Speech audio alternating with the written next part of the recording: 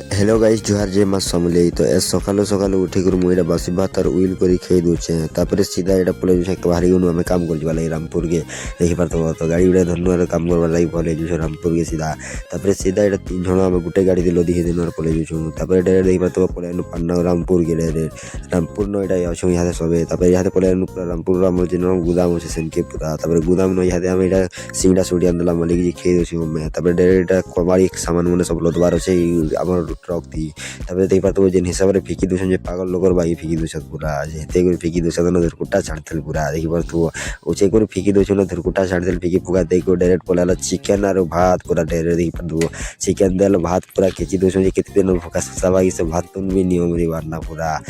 chicken तो मिली चे खिया खे दिया न पूरा डायरेक्ट तापरे गाड़ी फुल फुला याद हे गला तापरे सीधा पले जो घर आड़के तापरे एटा देख पातो बंद के गाड़ी पले तापरे गाड़ी गुदा दे कर घर के सीधा पले नि मुई तो घर के एटा देख पातो सीधा पले तो वीडियो बोले लाइक शेयर सब्सक्राइब करा न्यू वीडियो